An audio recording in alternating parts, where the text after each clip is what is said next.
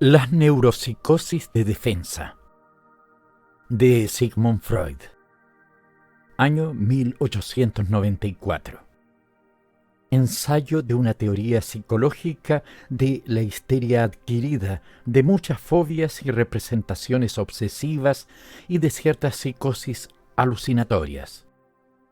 El detenido estudio de varios enfermos nerviosos aquejados de fobias y representaciones obsesivas nos sugirió un intento de explicación de esos síntomas que ulteriormente nos ha permitido descubrir el origen de tales representaciones patológicas en otros nuevos casos, razón por la cual lo creemos digno de publicación y examen.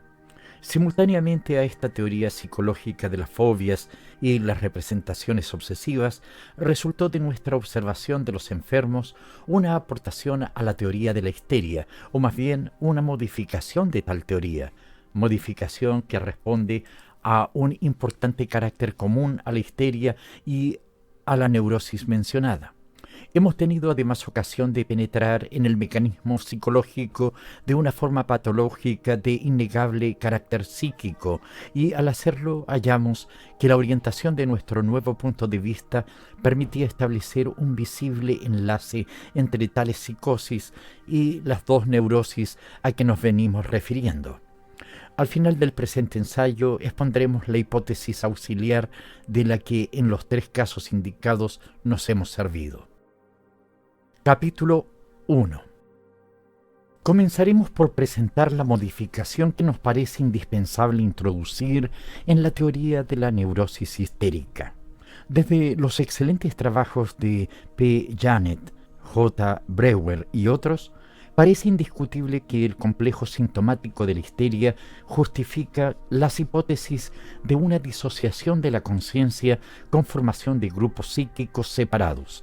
En cambio, por lo que respecta a las opiniones sobre el origen de esta disociación de la conciencia y sobre el papel que este carácter desempeña en la neurosis histérica, no reina tanta claridad. Según la teoría de Janet, la disociación de la conciencia es un rasgo primario de la modificación histérica y depende de una debilidad congénita de la capacidad de síntesis psíquica, o sea, de una angostura del campo de conciencia que testimonia en calidad de estigma psíquico de la degeneración de los individuos histéricos. A la teoría de Janet, contra la cual pueden elevarse a nuestro juicio numerosas objeciones, se opone la desarrollada por J. Breuer en nuestra comunicación sobre la histeria. Según Breuer, es base y condición de la histeria la existencia de singulares estados de conciencia omniformes, con disminución de la facultad asociativa, para los cuales propone el nombre de estados hipnoides. La disociación de la conciencia es entonces una disociación secundaria adquirida, motivada por el hecho de que las representaciones surgidas en los estados hipnoides se hallan excluidas del comercio asociativo con los restantes contenidos de la conciencia. Como prueba de nuestras anteriores afirmaciones, podemos presentar ahora dos o tres formas extremas de la histeria, en las cuales no puede considerarse primaria, en el sentido de Janet, la disociación de la conciencia. En la primera de dichas formas nos ha sido posible demostrar repetidas veces que la disociación del contenido de la conciencia es consecuencia de una volición del enfermo, siendo iniciada por un esfuerzo de la voluntad, cuyo motivo puede ser determinado. Naturalmente no afirmamos con esto que el enfermo se proponga provocar una disociación de la conciencia. La intención del enfermo es muy otra y no llega a cumplirse, acarreando en cambio una disociación de la conciencia. En una tercera forma de la histeria, que se no ha descubierto en el análisis psíquico de enfermos inteligentes, desempeña la disociación de la conciencia un papel insignificante o casi nulo. Son estos los casos en los que solo perdura la reacción a estímulos traumáticos y que pueden ser curados por derivación del trauma, o sea, las puras histerias de retención. A los fines de nuestro estudio de las fobias y las representaciones obsesivas, solo nos interesa la segunda forma de la histeria, a la cual damos, por motivos fácilmente visibles, el nombre de histeria de defensa, distinguiéndola así de las histerias hipnoides y de las de retención. Igual podríamos presentar por lo pronto estos casos de histeria como adquiridos, pues en ellos no podrá hablarse para nada de una grave tara hereditaria ni de una propia disminución degenerativa. Los dos pacientes por mí analizados habían gozado, en efecto, de salud psíquica hasta el momento en que surgió en su vida de representación un caso de incompatibilidad. Esto es, hasta que llegó a su yo una experiencia, una representación o una sensación que al despertar un afecto penosísimo movieron al sujeto a decidir olvidarlos, no juzgándose con fuerzas suficientes para resolver por medio de una labor mental la contradicción entre su yo y la representación intolerable. Tales representaciones intolerables florecen casi siempre tratándose de sujetos femeninos, en el terreno de la experiencia o la sensibilidad sexuales, y las enfermas recuerdan con toda la precisión deseable sus esfuerzos para rechazarlas y su propósito de dominarlas y no pensar en ellas. Nuestra actividad clínica nos ha dado a conocer multitud de casos de este género, entre los que citaremos el de una muchacha que, hallándose asistiendo a su padre enfermo, se reprochaba duramente pensar en un joven que la había hecho experimentar una ligera impresión erótica, el de una institutriz enamorada del señor de la casa que decidió ahogar su amorosa inclinación por un sentimiento de orgullo. No puedo afirmar que tal esfuerzo de la voluntad por expulsar del pensamiento algo determinado sea un acto patológico, ni tampoco que aquellas personas que, bajo iguales influencias psíquicas, permanecen sanas, consigan realmente el deseado olvido. Solo sé que en los pacientes por mí analizados no había sido nunca alcanzado, llevándolos en cambio a diversas reacciones patológicas que produjeron bien una histeria, bien una representación obsesiva o una psicosis alucinatoria. En la capacidad de provocar con el indicado esfuerzo de la voluntad uno de dichos estados, enlazados todos con una disociación de la conciencia, hemos de ver la expresión de una disposición patológica que, sin embargo, no ha de identificarse necesariamente con una degeneración personal o hereditaria. Sobre el camino que conduce desde el esfuerzo de voluntad del paciente hasta la emergencia del síntoma histérico, me he formado una opinión que en el lenguaje abstracto psicológico usual puede formularse aproximadamente como sigue. La labor que el yo se plantea de considerar como non arrivé, la representación intolerable, es directamente insoluble para él. Ni la huella anémica ni el efecto a ella inherente pueden ser hechos desaparecer una vez surgidos, pero hay algo que puede considerarse equivalente a la solución deseada y es lograr debilitar la representación de que se trate, despojándola del afecto a ella inherente, esto es, de la magnitud de estímulo que consigo trae. La representación así debilitada no aspirará ya a la asociación, mas la magnitud de estímulo de ella separada habrá de encontrar un distinto empleo. Hasta aquí muestran la histeria y las fobias y representaciones obsesivas iguales procesos, no así en adelante. En la histeria, la representación intolerable queda hecha inofensiva por la transformación de su magnitud de estímulo en excitaciones somáticas, proceso para el cual proponemos el nombre de conversión. La conversión puede ser total o parcial y sucede a aquella inervación motora o sensorial más o menos íntimamente enlazada con el suceso traumático. El yo consigue con ello verse libre de contradicción, pero en cambio carga con un símbolo anémico que en calidad de inervación motora insoluble o de sensación alucinatoria de continuo retorno, habita como un parásito en la conciencia y perdura hasta que tiene lugar una conversión opuesta. La huella anémica no desaparece por ello, sino que forma a partir de aquí el nódulo de un segundo grupo psíquico. En pocas palabras expondré nuestra anunciada opinión de los procesos psicofísicos en la histeria. Constituido tal nódulo de una disolución histérica en un momento traumático, crece luego en otros momentos, a los que podemos llamar momentos traumáticos auxiliares, en cuanto una nueva impresión de igual género consigue traspasar las barreras alzadas por la voluntad, aportar nuevo afecto a la representación debilitada e imponer por algún tiempo el enlace asociativo de ambos grupos psíquicos hasta que una nueva conversión restablece la defensa. La distribución del estímulo que así se establece en la histeria resulta casi siempre harto inestable. La excitación, impulsada por un falso camino, por el de la inervación somática, retrocede entre tanto hasta la representación de la que fue separada y fuerza entonces al sujeto a su elaboración asociativa o a su descarga en ataques histéricos, como lo prueba la conocida antítesis formada por los ataques y los síntomas permanentes. El efecto del método catártico de Breuer consiste en crear un retroceso de la excitación desde lo físico a lo psíquico y conseguir luego solucionar la contradicción por medio del trabajo mental del sujeto y descargar la excitación por medio de la comunicación oral. Si la disociación de la conciencia en la histeria adquirida reposa sobre un acto de la voluntad, se explica ya fácilmente el hecho singular de que la hipnosis amplíe siempre la restringida conciencia de los histéricos y haga accesible el grupo psíquico disociado.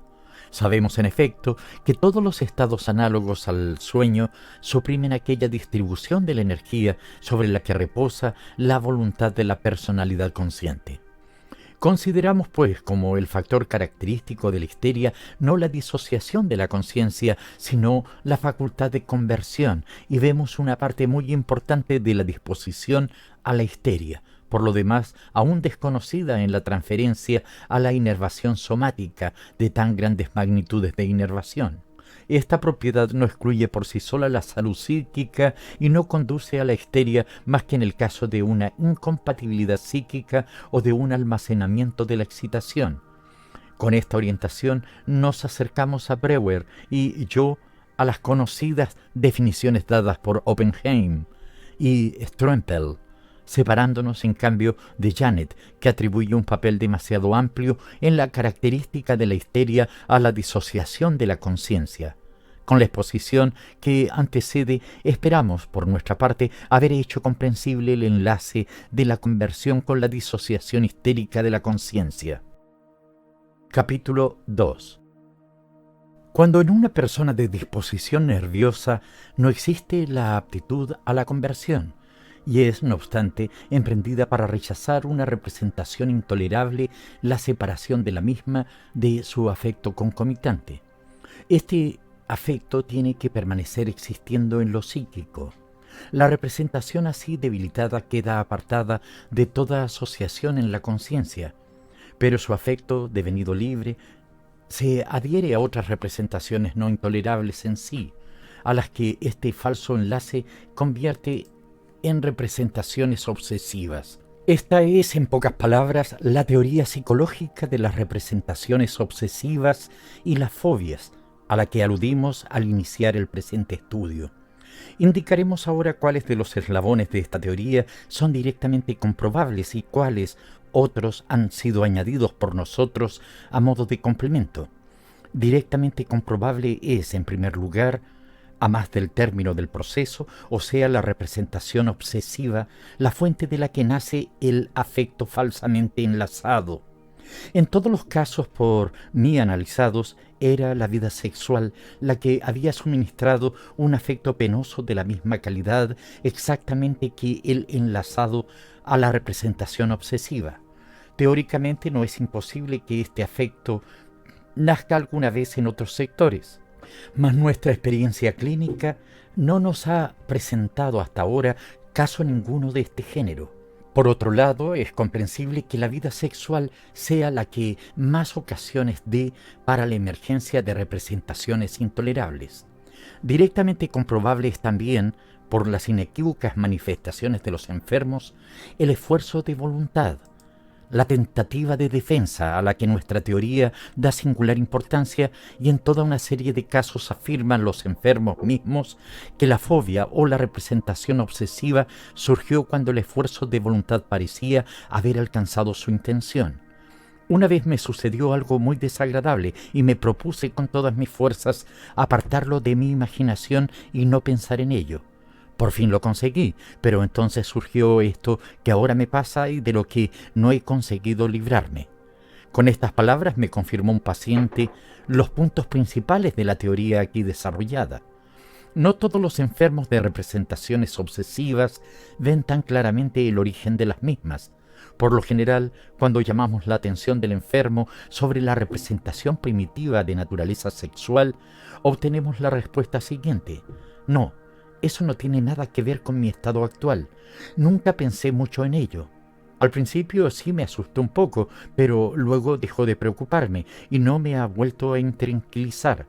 Esta objeción tan frecuente integra una prueba de que la representación obsesiva constituye un sustitutivo o un subrogado de la representación sexual intolerable y la ha sustituido en la conciencia.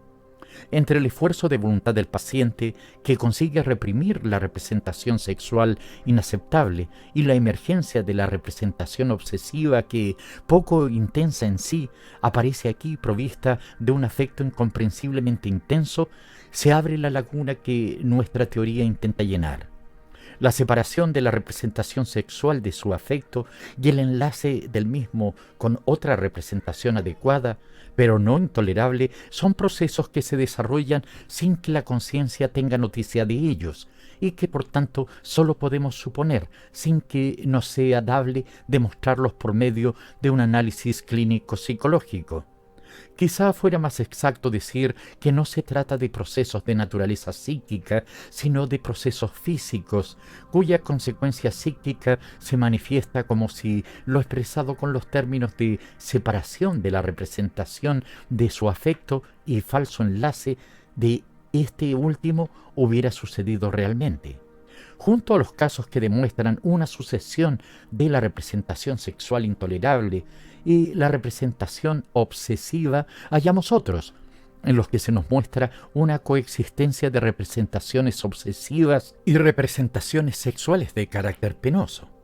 Estas últimas no pueden calificarse apropiadamente de representaciones obsesivas sexuales, pues carecen de un carácter esencial de las representaciones obsesivas, toda vez que se muestran perfectamente justificadas, mientras que el carácter penoso de las representaciones obsesivas comunes constituye un problema para el médico y para el enfermo. En cuanto me ha sido dado penetrar en casos de este género, he podido comprobar que se trata de una defensa continuada contra representaciones sexuales distintas, incesantemente emergentes, o sea, de una labor que no había llegado a término. Los enfermos suelen ocultar sus representaciones obsesivas en tanto tienen conciencia de su procedencia sexual.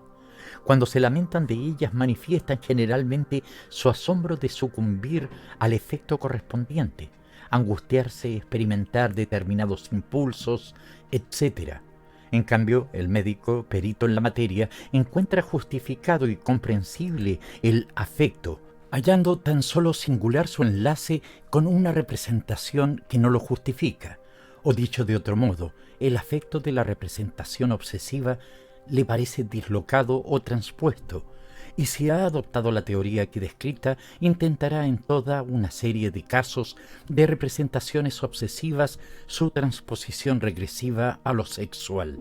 Para el enlace secundario del afecto devenido libre puede ser utilizada cualquier representación que por su naturaleza sea susceptible de conexión con un afecto de la cualidad dada o tenga con la intolerable ciertas relaciones, a consecuencia de las cuales aparezca utilizable como subrogado suyo.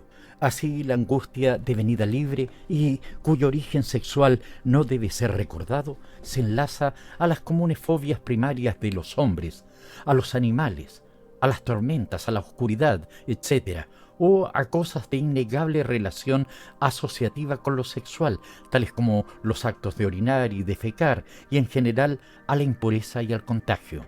La ventaja que obtiene el yo eligiendo para la defensa el camino de la transposición del afecto es menor que la que ofrece la conversión histérica de excitación psíquica en inervación somática.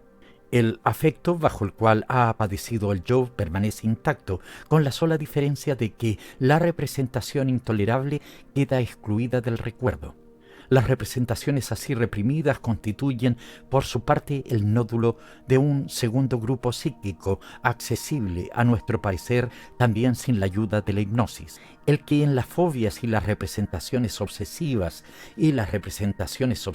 falten aquellos visibles síntomas concomitantes a la formación de un grupo psíquico independiente, obedece probablemente a que, en primer caso, toda la modificación permanece circunscrita a lo psíquico, no experimentando cambio alguno la relación entre la excitación psíquica y la inervación somática.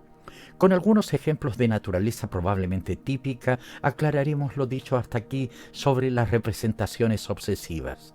Primero, una muchacha padece de reproches obsesivos cuando en el periódico lee haber descubierto una falsificación de moneda o un crimen cuyo autor se ignora, piensa enseguida estar complicada en la falsificación, o se pregunta con angustia si no habrá sido ella la homicida, dándose sin embargo clara cuenta de lo absurdo de tales imaginaciones. Durante algún tiempo tal conciencia de su culpabilidad adquirió tan gran dominio sobre ella que llegó a ahogar su juicio crítico, llevándola a acusarse ante sus familiares y su médico de haber cometido realmente semejantes delitos. Un penetrante interrogatorio descubrió el origen de su conciencia de culpabilidad. Excitada por una sensación voluptuosa, casualmente experimentada y arrastrada por los consejos de una amiga suya, había comenzado a masturbarse y venía practicándola desde varios años atrás, con plena conciencia de su falta, que se reprochaba duramente, pero, como de costumbre en estos casos, sin conseguir enmienda. Un exceso cometido al retorno de un baile provocó la emergencia de la psicosis. La paciente curó después de algunos meses de tratamiento y de severa vigilancia. Segundo, otra muchacha padecía el temor de verse atacada de incontinencia de orina desde que un vehemente deseo de orinar la había obligado a abandonar en una ocasión un teatro durante un concierto. Esta fobia la había incapacitado poco a poco para toda vida social. Solo se sentía tranquila cuando sabía tener próximo un WC al que poder llegar disimuladamente. No existía en ella vestigio alguno de enfermedad orgánica que pudiese justificar sus temores. Hallándose en su casa, entre sus familiares, no experimentaba jamás el temido incoercible deseo, ni tampoco durante la noche. Un detenido examen descubrió que dicho deseo la había acometido por vez primera en las siguientes circunstancias. En la sala de conciertos se hallaba sentado cerca de ella un caballero que no le era indiferente. Al verle comenzó a pensar en él y a imaginarse ser su mujer y estar sentada a su lado. Durante esta ensoñación experimentó aquella sensación que en las mujeres hemos de comparar a la erección masculina y que en su caso, ignoramos si en todos, terminó con un ligero deseo de orinar. La referida sensación sexual habitual en ella la asustó en esta ocasión porque había formado el firme propósito de combatir su inclinación amorosa e inmediatamente el afecto inherente a la misma se transfirió al deseo de orinar que la acompañaba, viéndose obligada la sujeto, después de una penosa lucha, a abandonar la sala. Esta joven, a quien toda realidad sexual horrorizaba, no concibiendo siquiera que pudiera casarse algún día, era, por otro lado, de una tal hiperestesia sexual que en las ensoñaciones eróticas a que se abandonaba gustosa, experimentaba regularmente la referida sensación voluptuosa. El deseo de orinar había acompañado siempre a la erección sin haberla impresionado hasta el día del concierto. El tratamiento alcanzó la curación casi completa de la fobia.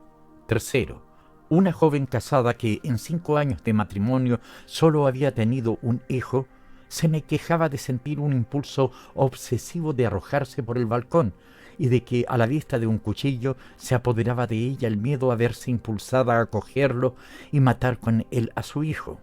A mis preguntas confesó que solo muy raras veces practicaba ya el comercio matrimonial y siempre con precauciones para evitar la concepción, añadiendo que ello no le disgustaba nada, pues era de naturaleza poco sensual. Por mi parte hubo de manifestarle que lo cierto era que a la vista de los hombres surgían en ella representaciones eróticas y que este hecho la había llevado a perder su confianza en sí misma, apareciéndose como una persona degradada y capaz de todo. Esta retraducción de la representación obsesiva a lo sexual alcanzó pleno éxito. La paciente confesó llorando su miseria conyugal, por tanto tiempo ocultada, y me comunicó más tarde varias representaciones penosas de carácter sexual no modificado, tales como la sensación frecuentísima de que se le entraba algo por debajo de las faldas.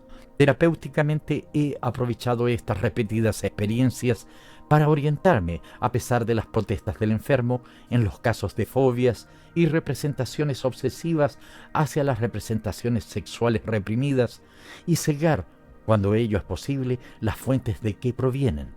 Naturalmente no puedo afirmar que todas las fobias y todas las representaciones obsesivas nazcan en la forma aquí descrita, pues en primer lugar mi experiencia no comprende sino un número de formas muy limitado en comparación con las muchas que toman estas neurosis, y en segundo, sé muy bien que estos síntomas psicasténicos, según la calificación de psicasténicos, según la calificación de Janes, no son todos equivalentes.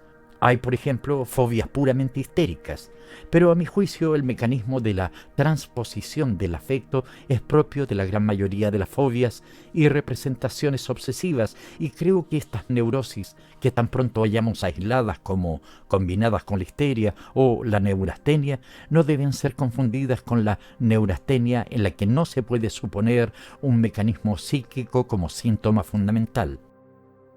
Capítulo 3. En los dos casos hasta ahora examinados, la defensa contra la representación intolerable tenía efecto por medio de la disociación de su afecto concomitante. La representación permanecía en la conciencia, si bien aislada y debilitada, pero hay aún otra forma de la defensa mucho más enérgica y eficaz, consistente en que el yo rechaza la representación intolerable conjuntamente con su afecto y se conduce como si la representación no hubiese jamás llegado a él. En el momento en que esto queda conseguido, sucumbe el sujeto a una psicosis que hemos de calificar de locura alucinatoria. Un único ejemplo aclarará esta nuestra afirmación.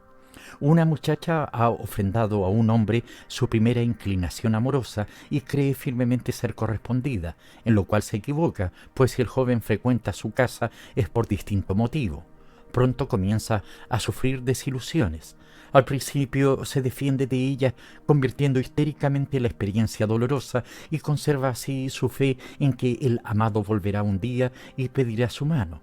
Pero a consecuencia de una conversión imperfecta y de constantes impresiones penosas, se siente desgraciada y enferma. Su esperanza se concentra por último en determinado día en el que se celebra en su casa una fiesta familiar. Mas el día transcurre sin que el joven acuda. Pasado todos los trenes en los que podía llegar, cae la sujeto en una locura alucinatoria. Su amor ha llegado. Oye su voz en el jardín y baja a recibirle. A partir de este momento vive por espacio de 2 meses en un dichoso sueño. El joven está siempre a su lado, no la abandona un instante, y todo ha vuelto a ser como antes, como en época anterior a las desilusiones tan trabajosamente rechazadas. La histeria y la depresión de ánimo han quedado vencidas. Durante toda la enfermedad no habla la sujeto para nada de la última época de dudas y sufrimientos. Es feliz mientras se la deja tranquila y solo se exalta cuando alguna medida de sus familiares le impide realizar alguna lógica consecuencia de su dichoso ensueño. Esta psicosis incomprensible en su tiempo queda explicada 10 años más tarde en un análisis hipnótico. El hecho sobre el que yo quiero llamar la atención es el de que el contenido de una tal psicosis alucinatoria consiste precisamente en la acentuación de la representación amenazada por el motivo de la enfermedad. Puede por tanto decirse que el yo ha rechazado la representación intolerable por medio de la huida a la psicosis. El proceso que lleva a este resultado escapa tanto a la autopercepción del sujeto como el análisis psicológico clínico. debe ser considerado como la expresión de una elevada disposición patológica y puede, quizá, describirse como sigue. El yo se separa de la representación intolerable, pero ésta se halla inseparablemente unida a un trozo de la realidad, y al desligarse de ella, el yo se desliga también, total o parcialmente, de la realidad.